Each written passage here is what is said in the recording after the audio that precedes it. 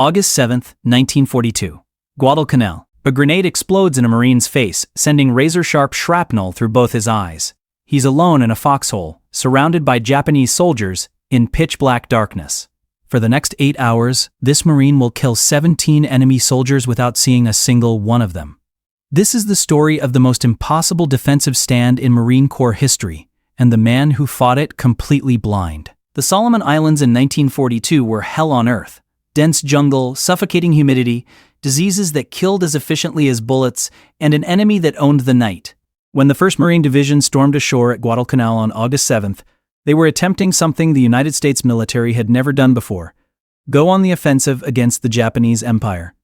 For 8 months since Pearl Harbor, America had been retreating across the Pacific. Wake Island, Guam, the Philippines. Every battle had been a desperate defensive action, a delaying tactic, a fighting withdrawal. But Guadalcanal was different. Guadalcanal was where America would finally say, "No more running." The objective was Henderson Field, a partially constructed Japanese airstrip on the northern coast of the island. Whoever controlled that airstrip controlled the skies over the Solomon Islands. Whoever controlled the skies controlled the supply lines. And whoever controlled the supply lines would win the Pacific War. The strategic importance couldn't be overstated. So, on that muggy August morning, 12,000 Marines of the 1st Division hit the beaches, expecting brutal resistance. Instead, they found the Japanese garrison had fled into the jungle, abandoning equipment, food, even half-eaten meals. The Marines took Henderson Field without firing a shot. But the ease of the landing was deceptive. The Japanese hadn't fled. They'd retreated to regroup. And when darkness fell on that first night, they would come back with a vengeance. Among those 12,000 Marines was a young private first class from the 5th Marines Regiment. 22 years old, fresh from boot camp at Parris Island just 6 months earlier. He'd grown up in rural America, the son of a factory worker, enlisted 3 weeks after Pearl Harbor, like thousands of other young men who'd heard the call. At Parris Island, his drill instructors had recognized something in him. He was a natural rifleman. On the qualification range, he'd scored expert marksman, putting rounds through targets at 500 yards with mechanical precision. The M1 Garand rifle became an extension of his body. He could field strip it blindfolded, clear a jam in complete darkness, and had fired so many thousands of rounds in training that the trigger pull was pure muscle memory. But nothing in his training had prepared him for Guadalcanal. Nothing could prepare you for the jungle at night. The sounds, the oppressive darkness beneath the triple canopy rainforest, the way every shadow seemed to move, every rustling leaf could be an enemy soldier 3 feet away. As evening approached on August 7th, the Marines dug in. They'd pushed inland from the beaches, establishing a defensive perimeter around Henderson Field. The perimeter was thin, dangerously thin, stretched across miles of jungle. There simply weren't enough men to defend every approach, so the Marines dug foxholes, 2 or 3 men to a position, and waited for whatever the night would bring. Our Marines' position was at the forward edge of the perimeter, 30 yards ahead of the main defensive line. It was a listening post, an early warning position designed to detect enemy infiltration before they reached the main defenses. 3 Marines occupied the foxhole, a rifleman and 2 others from his squad. They had 1 M1 Garand, 1 Browning automatic rifle, and about 200 rounds of ammunition between them. Standard loadout, standard position. Everything by the book. The sun set around 6:30 p.m. Within 15 minutes, the jungle was completely black.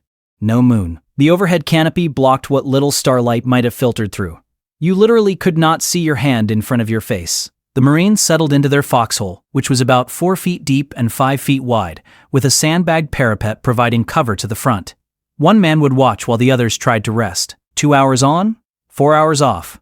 If they heard anything unusual, they'd challenge with the password. If they didn't get the correct response, they'd open fire and fall back to the main line. That was the plan. At approximately 10:15 p.m., the first Japanese mortar rounds began falling. Not a full barrage, just probing fire, the Japanese trying to locate American positions in the darkness. Most rounds fell harmlessly in the jungle, but some found their mark. The Marines in the foxhole heard explosions to their left and right, saw brief flashes of light illuminating the trees, felt the concussive pressure waves rolling through the humid air. Then they heard voices. Japanese voices, speaking in low tones, somewhere in the darkness ahead of them. The enemy was probing the perimeter, testing for weak points, trying to infiltrate between the American positions. This was standard Japanese night fighting doctrine. They'd been perfecting these tactics since the war in China. Move silently through darkness, get in close with bayonets and grenades, create chaos and terror, break the enemy's will to fight. One of the Marines in the foxhole whispered the challenge password. No response. Just more voices, closer now, maybe 20 yards away. The BAR gunner raised his weapon, finger on the trigger, waiting. If they opened fire, they'd give away their position, but if they waited too long, the Japanese would be right on top of them. Before anyone could make a decision, there was a distinctive sound, a metallic ping, like someone tapping a wrench against a pipe. The Marines knew that sound instantly. Grenade.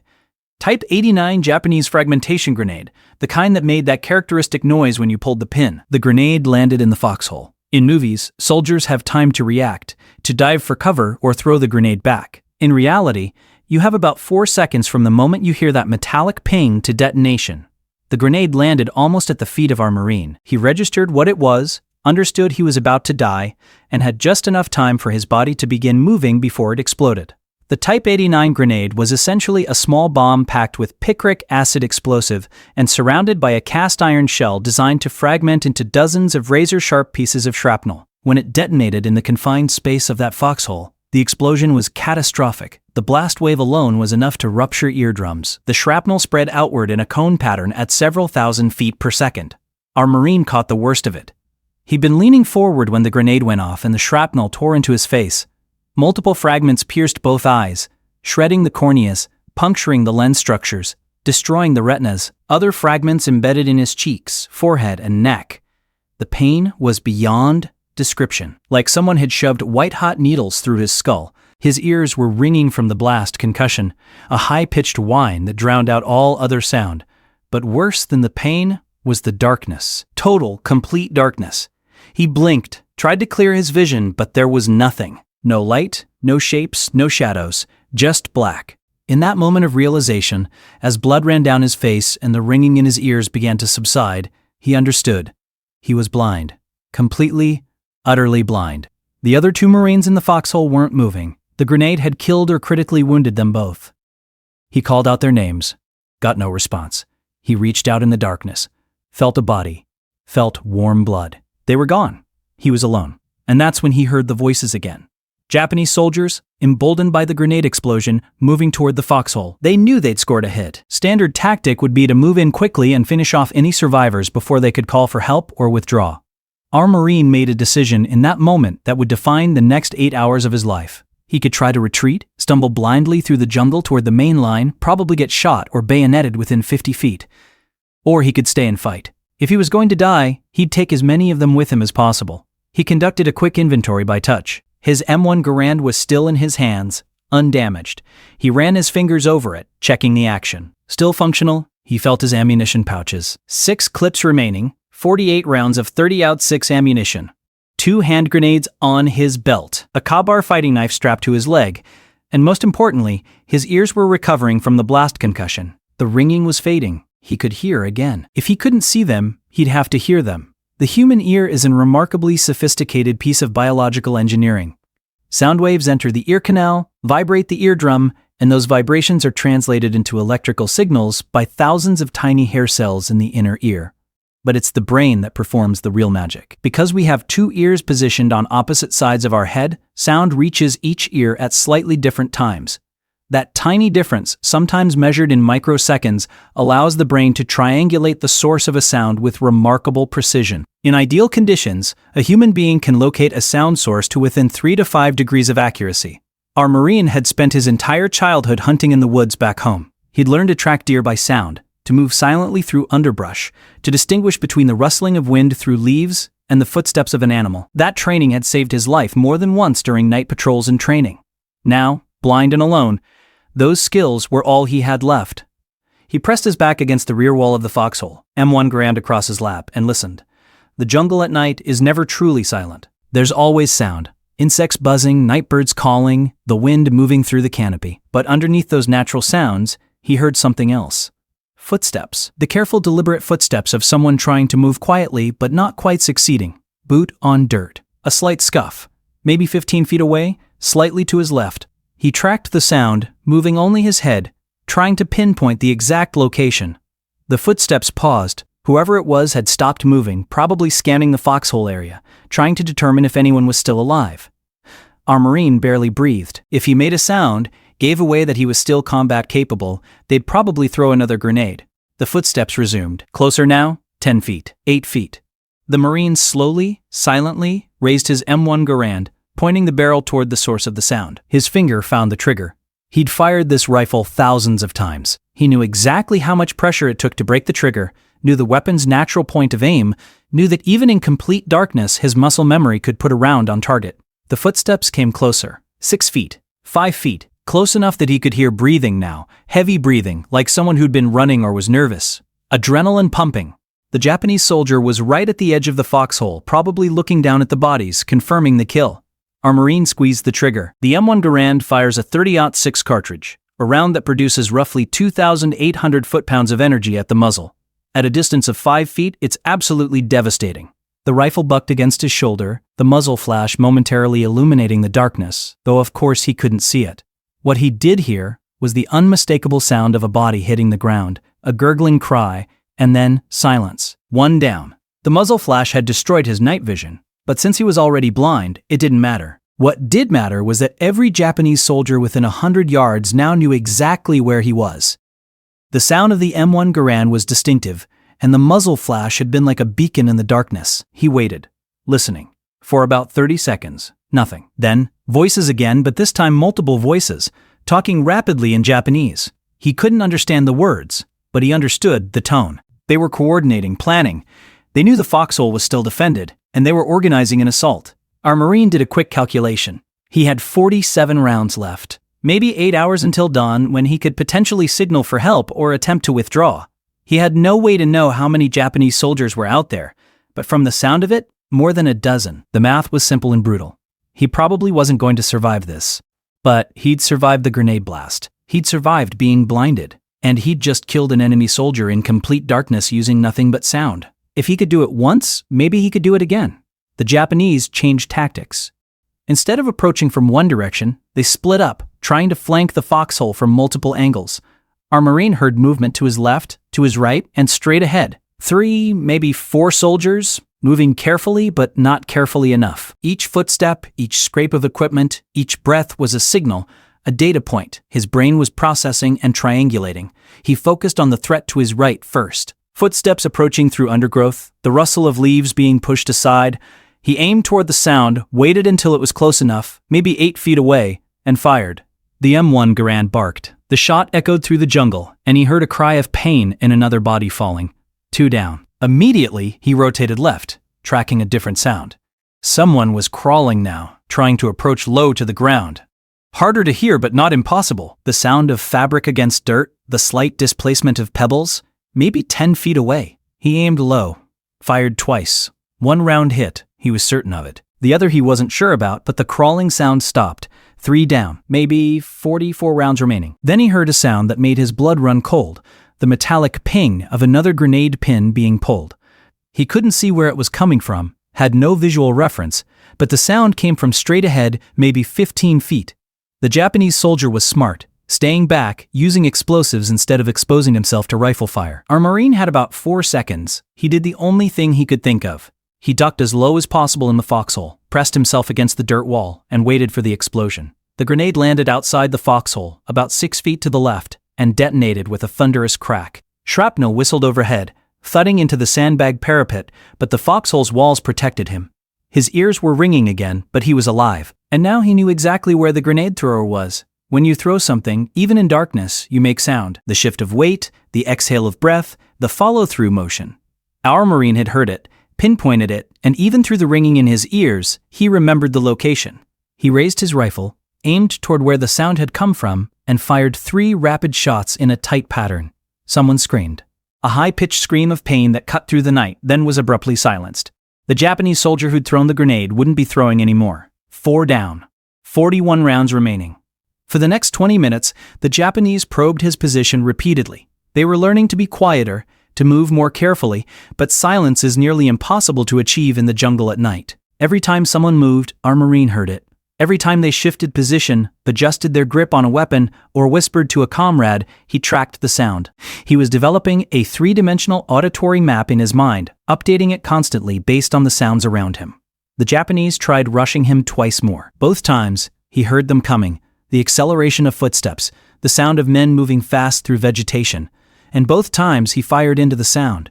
He couldn't confirm every hit, couldn't know for certain how effective he was being, but the rushes stopped. The bodies piling up around the foxhole were sending a clear message.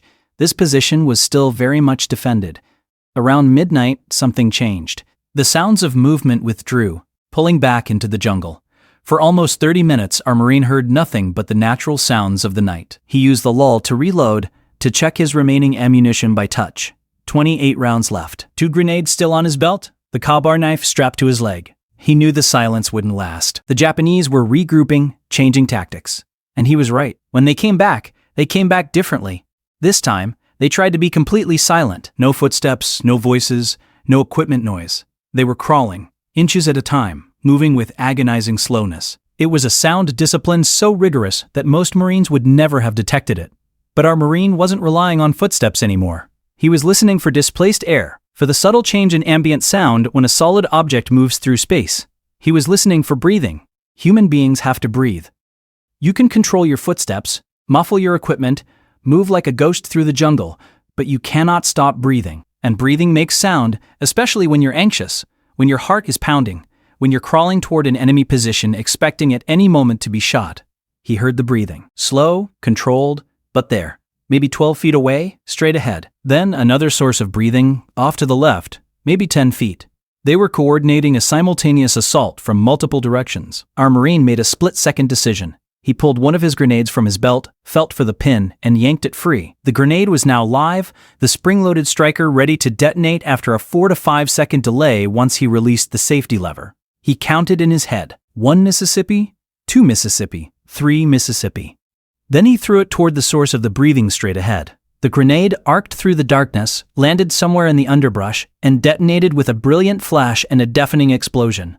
Shrapnel tore through vegetation and flesh. Someone screamed. Multiple voices cried out in pain and surprise. The careful, silent approach had been shattered. Our Marine immediately rotated left, toward where he'd heard the second source of breathing, and fired 4 rounds rapid fire into the area.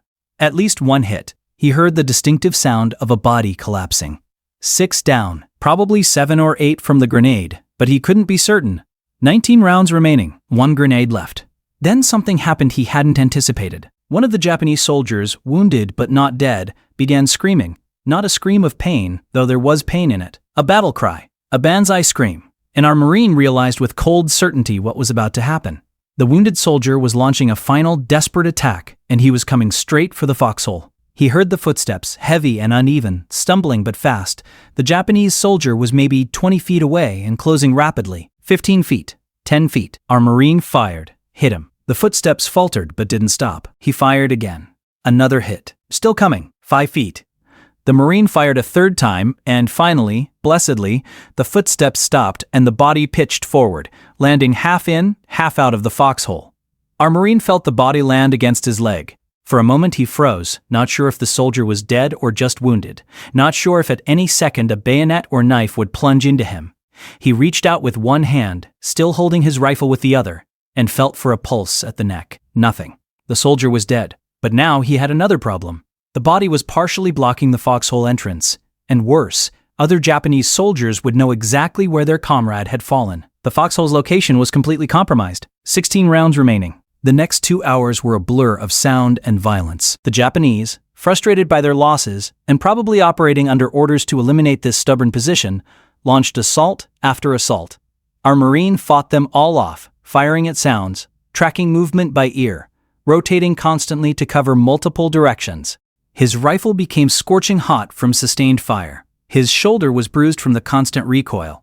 His hands were cut and bleeding from handling hot metal and sharp objects in the foxhole. Blood from his facial wounds had crusted around his destroyed eyes, and his entire face throbbed with pain. But he was still alive, still fighting. Around 2:30 in the morning, his rifle ran dry. He'd fired his last round at what he thought was another approaching soldier, heard the satisfying sound of a hit, and when he reached for another clip, found his ammunition pouches empty. 16 confirmed kills, possibly more from grenades and shots he couldn't confirm, and now he was out of ammunition.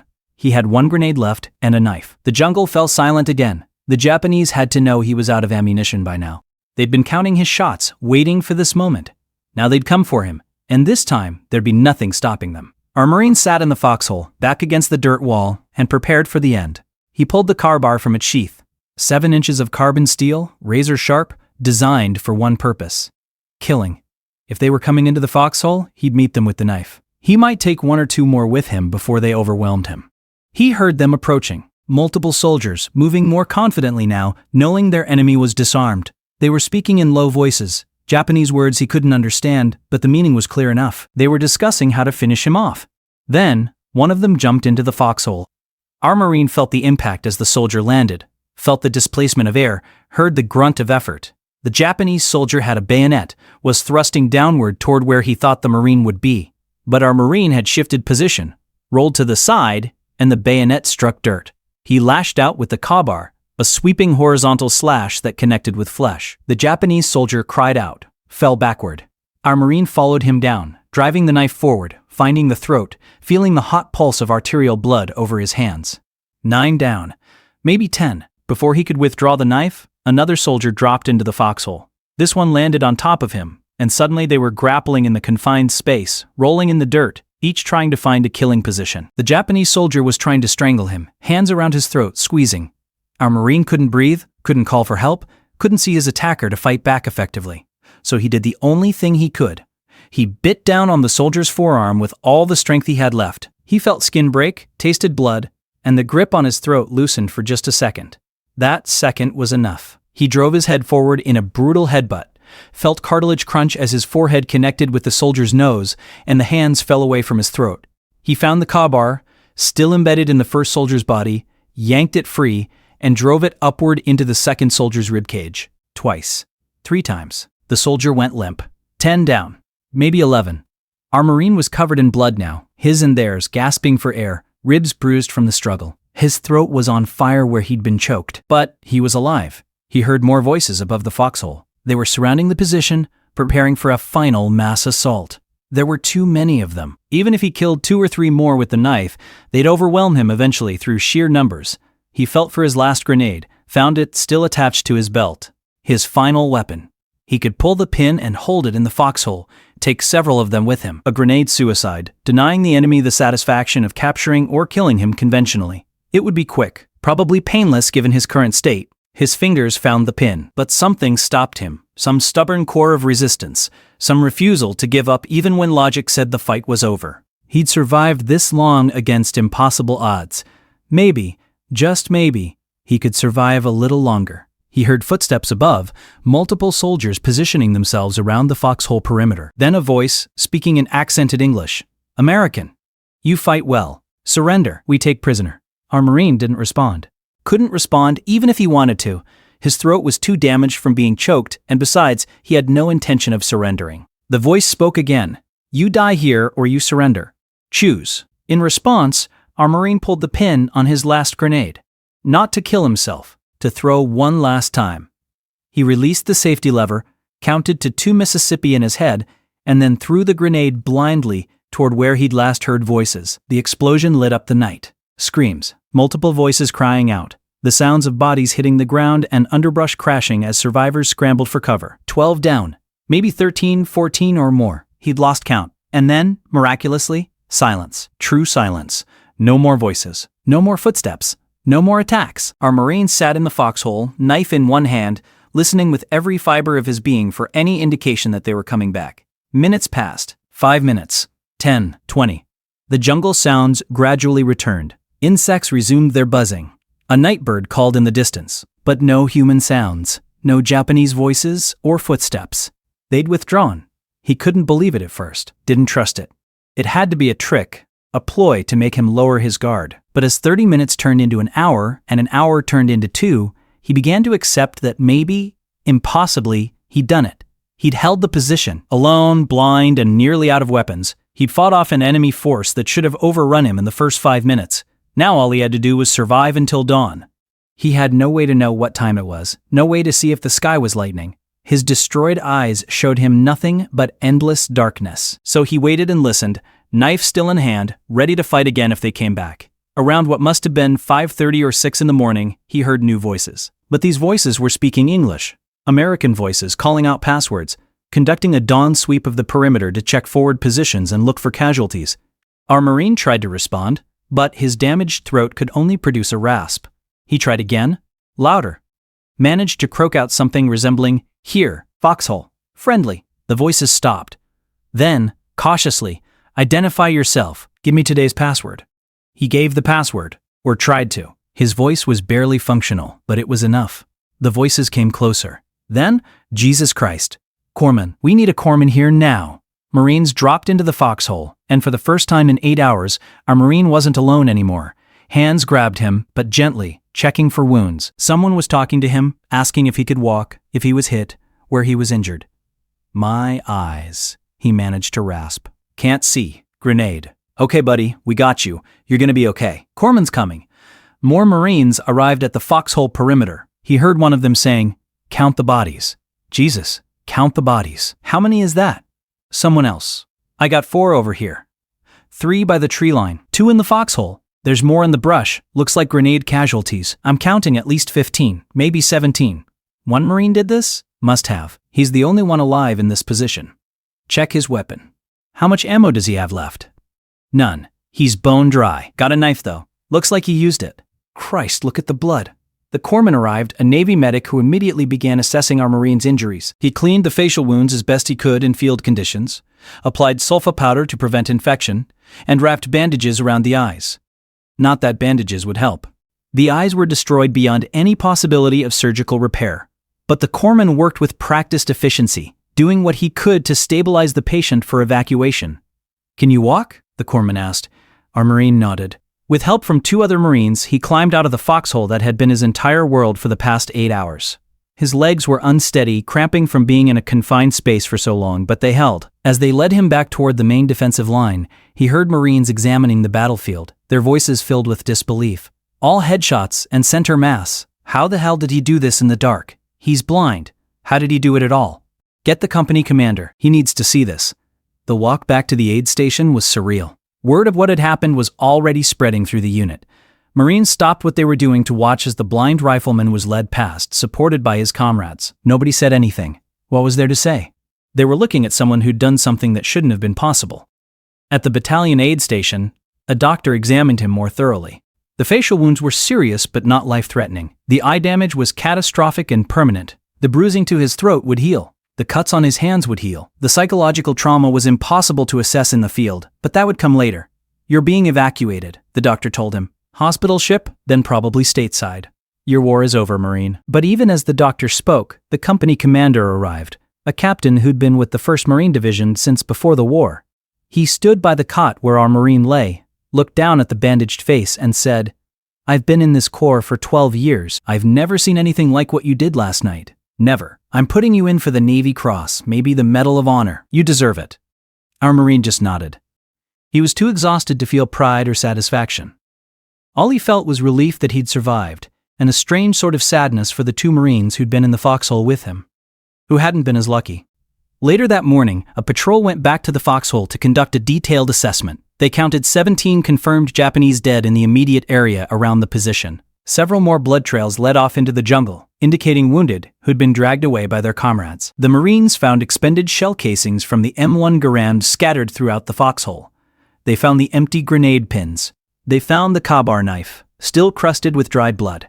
The patrol leader wrote in his report, "The defensive action conducted at this position represents one of the most extraordinary individual stands witnessed in this campaign. The Marine in question, despite catastrophic wounds resulting in total blindness, maintained defensive integrity for approximately 8 hours against overwhelming enemy forces. Confirmed enemy KIA 17. Estimated additional casualties from grenade attacks, 4 to 6. Total estimated enemy casualties attributed to single defender, 22,123. Recommend immediate recognition for valor."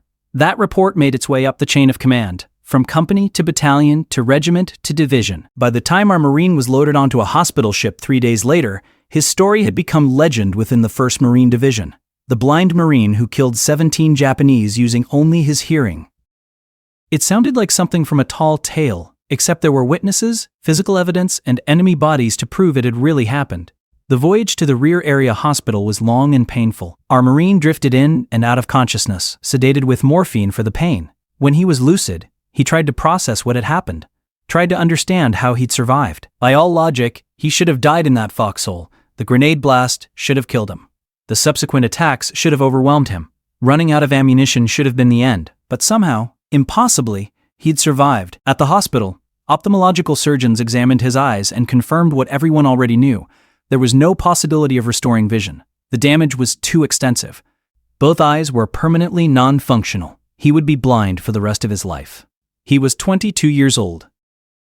The Navy Cross was awarded 3 months later, the citation reading in part, "For extraordinary heroism and distinguished service in the line of his profession while serving with the 1st Marine Division during action against enemy Japanese forces on Guadalcanal, Solomon Islands." Despite receiving severe wounds resulting in total loss of vision, he steadfastly maintained his position throughout the night, repelling numerous enemy attacks through auditory detection alone. His indomitable fighting spirit and devotion to duty were in keeping with the highest traditions of the United States Naval Service. The Medal of Honor recommendation was downgraded to the Navy Cross, not because his actions weren't worthy, but because the chaos of Guadalcanal meant there weren't enough surviving witnesses to meet the strict evidentiary requirements for the Medal of Honor. The 2 Marines who'd been in the foxhole with him were dead. The Japanese who'd attacked him were dead. There was no one who could provide the detailed, corroborated testimony that Medal of Honor boards required. So it was the Navy Cross, the second highest decoration for valor, and still an extraordinary recognition. Our Marine was medically retired from the Corps in early 1943. He returned home, to a small town that welcomed him as a hero, but had no real infrastructure to support a blind veteran. The VA was overwhelmed with casualties from both theaters of war. Rehabilitation programs for the blind were rudimentary at best. He had to relearn how to navigate the world, how to read Braille, how to perform basic tasks that sighted people took for granted. But he'd survived worse. He'd survived 8 hours in a foxhole on Guadalcanal, blind and alone, fighting an enemy that should have killed him a dozen times over. Relearning how to make breakfast or cross a street safely? That was nothing in comparison. The Guadalcanal campaign lasted another 5 months after that first night. The Japanese poured reinforcements onto the island, and the Marines, later reinforced by Army units, fought them in a brutal attritional struggle. Henderson Field changed hands multiple times. Naval battles raged offshore. Tens of thousands of men died in the jungle from combat, from disease, from starvation. But eventually, in February 1943, the Japanese evacuated their remaining forces, and Guadalcanal belonged to the Allies. That victory at Guadalcanal marked the turning point in the Pacific War. For the first time, Japan had been decisively defeated in a sustained campaign. The myth of Japanese invincibility was shattered. American forces had proven they could fight and win in the jungle. The lessons learned on Guadalcanal, the tactics developed there, the hard-won experience, all of it would be applied in subsequent campaigns as the Allies island-hopped their way across the Pacific toward Japan. And at the very beginning of that campaign, on the first night of the first day, one blind Marine had held a foxhole against impossible odds. His individual action didn't change the course of the war. The strategic significance of his defense was minimal. But strategically minimal doesn't mean insignificant. That foxhole was part of the perimeter protecting Henderson Field. If that perimeter had been breached, if Japanese forces had penetrated the Marine defensive line on that first chaotic night, the entire landing might have been jeopardized. More importantly, his stand had an incalculable effect on morale. Every Marine who heard the story drew strength from it. If a blind Marine could hold off 17 Japanese soldiers for 8 hours, then anything was possible. That psychological impact rippled through the division, through the Corps, and eventually through the entire Pacific campaign. Military historians studying night combat tactics have since analyzed his defensive action as a case study in auditory targeting and sound discipline. Special Forces units today still practice blind fighting techniques, training soldiers to locate and engage targets in complete darkness, using only hearing. The principles our Marine discovered through desperate necessity that night in the jungle have been codified into doctrine. He lived for many decades after the war, adjusting to blindness, building a quiet life far from the headlines and the history books. He rarely spoke about Guadalcanal, about that night in the foxhole. When pressed, he'd say only that he did what any Marine would have done in the same situation. That he'd been lucky. That the real heroes were the ones who didn't come home. But those who fought alongside him knew better. Luck didn't hold a position for 8 hours. Luck didn't kill 17 enemy soldiers without being able to see them. That was skill, determination, and a refusal to surrender even when surrender would have been completely understandable. That was courage in its purest form. When we think about World War II, we think about the big names and the famous battles. D-Day, Midway, Stalingrad, the Battle of the Bulge. We think about Eisenhower and MacArthur and Patton. And we should remember those things, because they were decisive moments fought by great leaders. But we should also remember the individual actions, the unknown soldiers who did extraordinary things in forgotten places, the Marine who fought blind on Guadalcanal, the pilot who landed a crippled bomber to save his crew, the medic who ran into fire to drag wounded men to safety. These stories matter. Not just as historical curiosities, not just as entertainment, but as reminders of what human beings are capable of when pushed to the absolute limit. When everything is taken away, when the situation is hopeless, when any rational calculation says you should give up, there's still a choice. You can surrender, or you can fight. One blind Marine in a foxhole on Guadalcanal chose to fight. And that choice, repeated by thousands of other men and women throughout that war, made all the difference. So what do you think? Could you have done what he did? Could anyone? And how many other stories like this one are out there, buried in unit records and fading memories, waiting to be told? Let me know your thoughts in the comments below. And if you want to hear more forgotten stories of impossible heroism from World War II, hit that subscribe button. These warriors deserve to be remembered. Their actions deserve to be honored, and their stories deserve to be told. Next time, we'll be looking at another impossible survival story from the Pacific Theater. A pilot who landed a B-17 with both wings shredded, bringing his entire crew home against odds that would have killed anyone else. You won't believe how he did it. I'll see you then.